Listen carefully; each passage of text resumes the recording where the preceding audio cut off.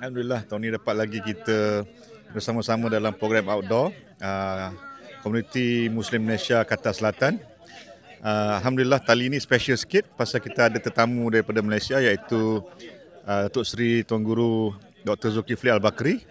Jadi insya-Allah kita berprogram kita pada hari ini separuh hari. Dan terima kasihlah kepada AJK Amin sebagai pengarah dan sebagainya. Moga-moga insya-Allah program ini berjaya lah. Amin insya-Allah.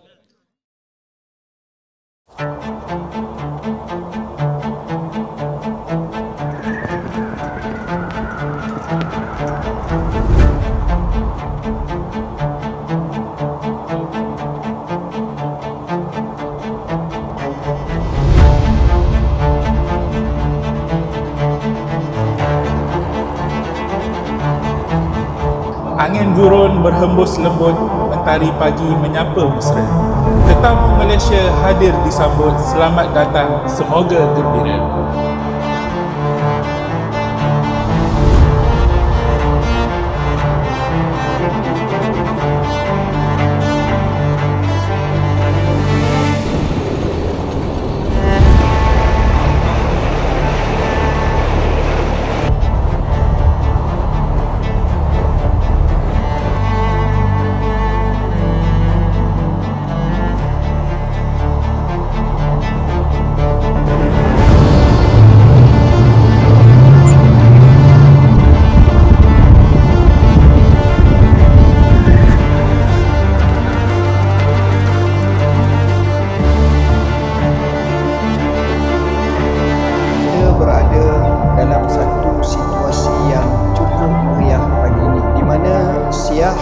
Ataupun berkelah dalam bahasa Arab biasa disebut tanazzul.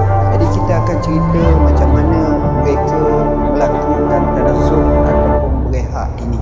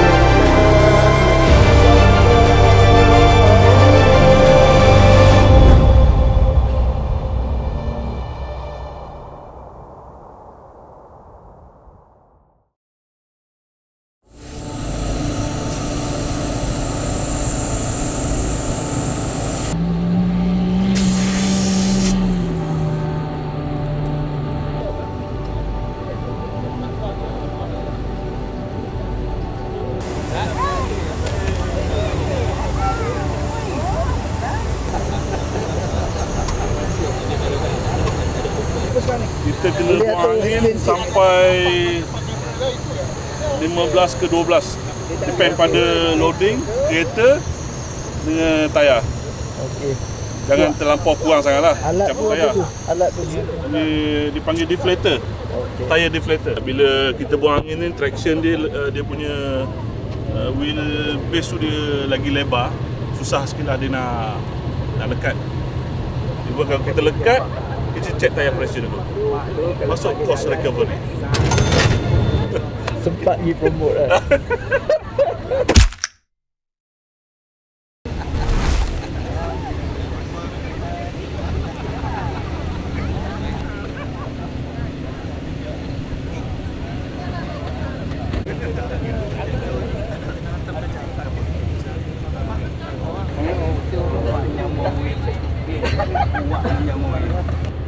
Cuma saya nak cakap pasal technically dengan safety. Macam biasa, setiap group kena jarakkan kereta masing-masing, safety distance. Kalau kita tak dapat safety distance, kita cuba swift, zigzag, kiri kanan. Supaya bila ada emergency kat depan tu, kita boleh avoid collision. Kalau kita ada gap, okey, kita boleh slow down. Kalau kita rasa terlampau rapat, kita terus ke kiri. Bila nak mendaki, kalau depan tu start, agak-agak start, dia dalam 5 second naik atas, agak-agak dia dah 50% cannot go, kita slow down, kita boleh slow down. Kalau tu kita tak boleh slow down, kita overtake, cari tempat selamat. Yang belakang yang belum overtake lagi, slow down dulu. So semua group slow down, sweeper akan datang dan try keluarkan daripada yang start tu lah. Subhanallazi sakhkhara lana hadza wa ma kunna lahu muqrinin wa inna ila rabbina lamunqalibun. Rabbana atina fid dunya hasanah wa fil akhirati hasanah wa qina adzabannar. Wa sallallahu ala sayyidina Muhammadin wa ala alihi wasallam. Walhamdulillah.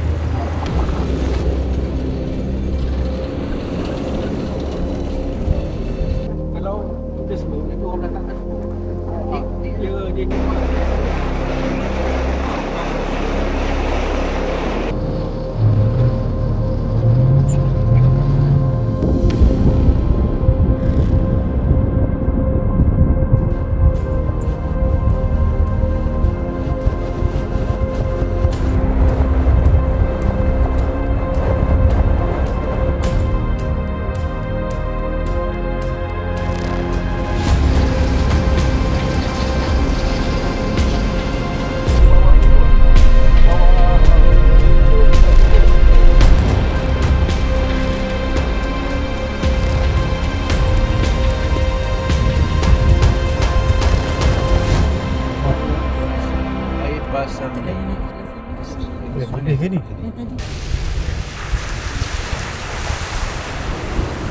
Assalamualaikum warahmatullahi wabarakatuh. Nama saya Muhammad Al-Amin, wakil daripada Koms QS untuk program ni, Komuniti Muslim Qatar Selatan. Kita sekarang ni berada di Inland Sea Coast Guard area bersama Datuk Seri Dr. Zulkifli Al-Bakri. Tibaan tetamu pada jam 8.30 tadi dan semua sekarang ni sedang menikmati juadah. Kita punya itinerary setakat ni, kita akan ada tazkirah ringkas bersama dengan menikmati semua juadah breakfast. Lepas tu kita akan ada sesi dune bashing ataupun suai kenal. Lepas tu kita akan ada solat Jumaat, khutbah Jumaat, makan tengah hari dan kita akan slow-slow beransur.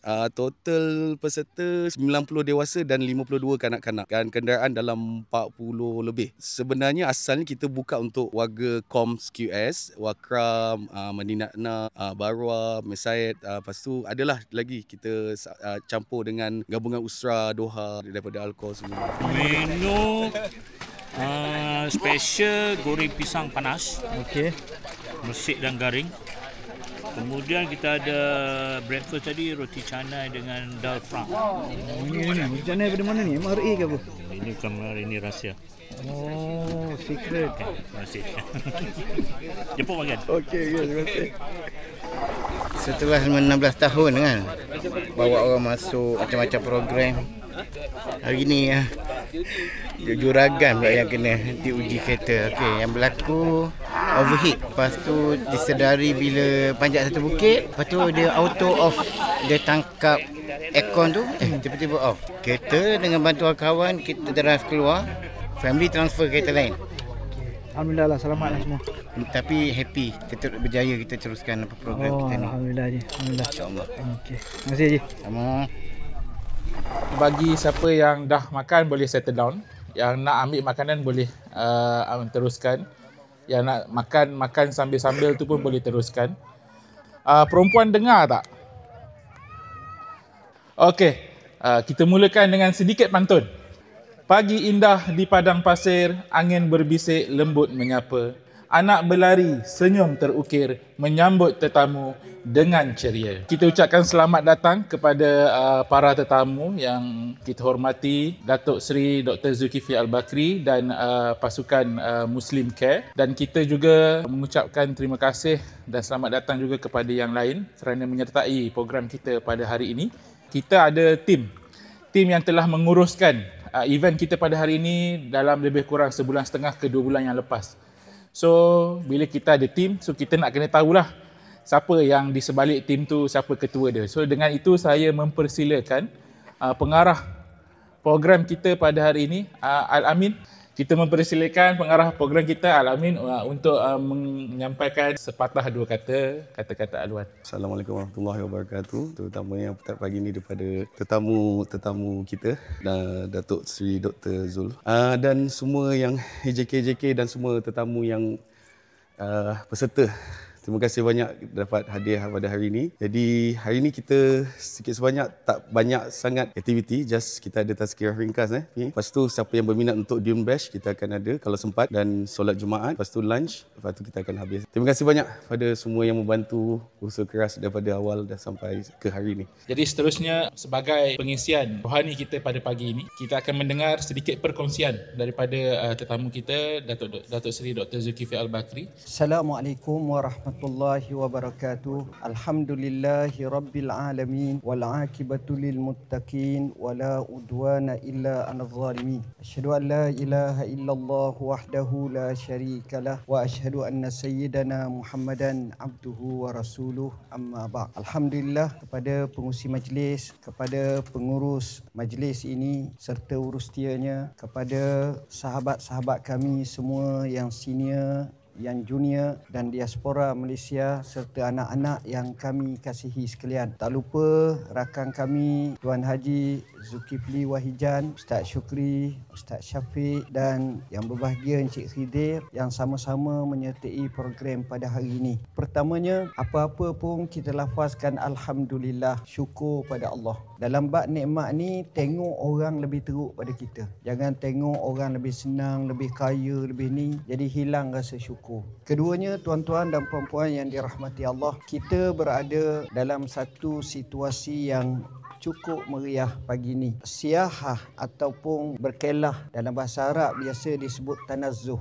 Jadi kita akan cerita macam mana mereka melakukan tanazzuh ataupun berehat ini. Bukan kepada orang awam sahaja, tapi para ulama pun ada buat macam ni. Jadi saya akan kisahkan sikit, kemudian kita ambil sebahagian daripada intipati, daripada kisah untuk kita tekuni, di samping kita tengok kepada diri kita muhasabah. Ceritanya, ada seorang tuan guru yang terkenal dengan alim sangat daripada kota Syam. Namanya Allamah Asy-Syeikh Badruddin Al-Hasani. Beliau digelar sebagai Muhaddisul Akbar, tok guru hadis yang paling utama. Ini Syekh Badruddin. Dan dia orang yang cukup tinggi karamahnya. Baik, soleh dan banyak duduk muzlah mengajar orang. Alim sungguh. Dan bukunya kami ada terjemah sebahagian dalam apps Al-Inarah, kisah dia. Satu hari nak jadi ke cerita, anak murid dia pun ajak dia ni pergi tanazzuh macam kita lah, keloh. Di sana dia pergi di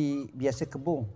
Sini pada pasir bagus juga, tapi sana kebun. Adalah tuan kebun sediakan tempat, dia pun pergi, anak murid dia ramai. Dia buat macam kita, cuma kita lebih proper lagi lah. Cara dia bila sampai saja situ ada khemah, ada gini, tok guru duduk lah, ada muka tok guru tua. Masa tu dia tua sangat lah, tua dah. Anak murid ni akan bagi, hak ni cari kayu api, hak ni meleh kambing, hak ni tukang peringat ni, hak ni, jadi pakat pascah bakar cara ni. Tok guru duduk seorang. Tiba-tiba 2 ekor anjing besar. Anjing tukang jaga kebun ni tak kenal tok guru, mari menyalak dengan kuat sangat. Anak murid ni takut yang amat sangat. Kemudian berlarilah mereka menuju kepada tok guru yang tua ini, Syekh Badruddin Al-Hasani. Sampai tu mereka terkejut. Tengok dia punya anjing tu duduk macam seorang pelajar duduk depan tok guru. Macam kita baca dalam surah Kahfi setiap hari Jumaat. Wa kalbuhum basitun zira'aihi law. Dan 2 seekor anjing tu kakinya melunjur ke depan, jaga depan pintu gua Ashabul Kahfi. Maka begitu. Anak murid pun kata, tok guru, kenapa jadi macam ni? Dia kata, tidakkah tadi sebelum kita sampai saya bacakan sebuah hadis kepada anda sebagaimana riwayat daripada Sayyidina Ali radhiyallahu an, manittaqallaha ittaqahu kullu syai. Siapa yang bertakwa kepada Allah, maka semua benda takut kat dia.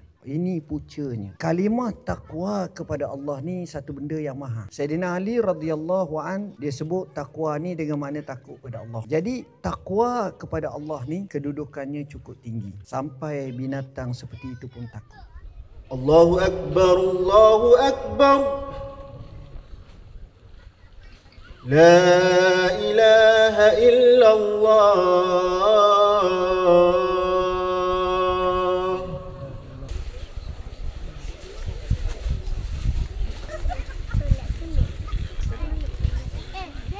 Alhamdulillahillazi arsala rasulahu bil huda wa dinil haq liyuzhirahu 'ala ad-din kullihi walau karihal musyrikun.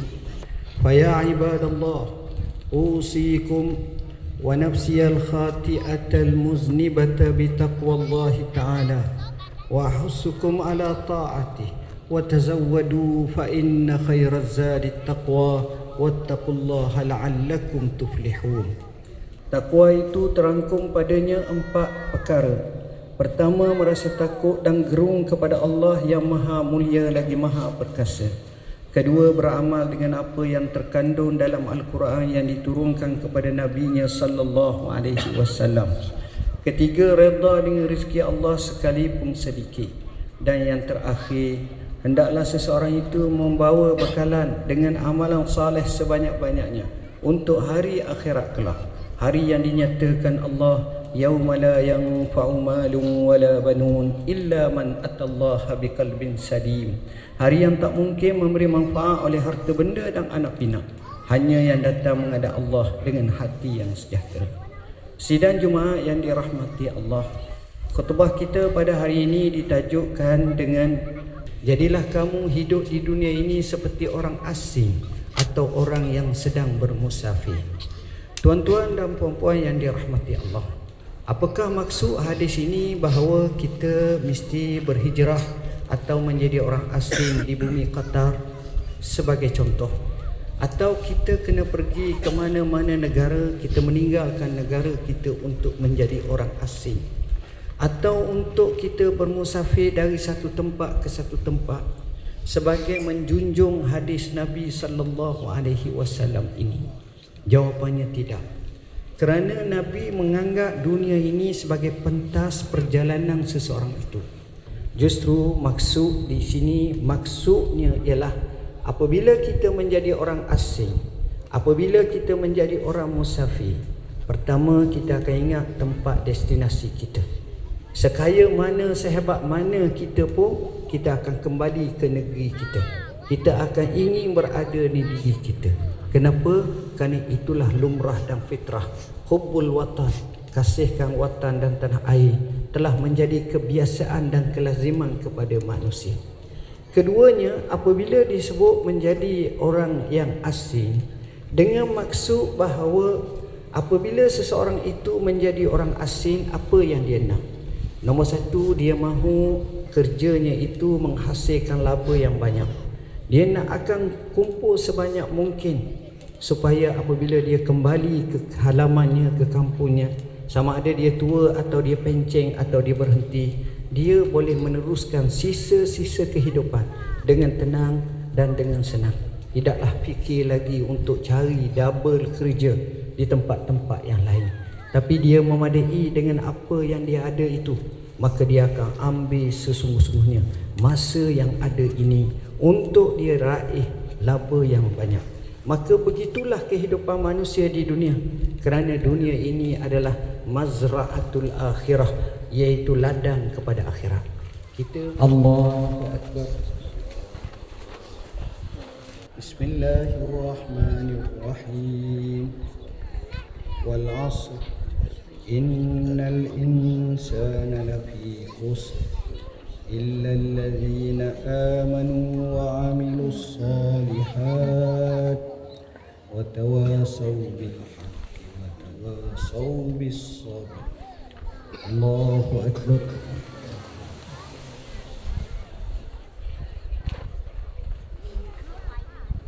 الله أكبر. السلام عليكم ورحمة الله. السلام عليكم ورحمة الله. ربنا هب لنا من أزواجنا وذرياتنا قرة أعين واجعلنا للمتقين إماما. Hai balik.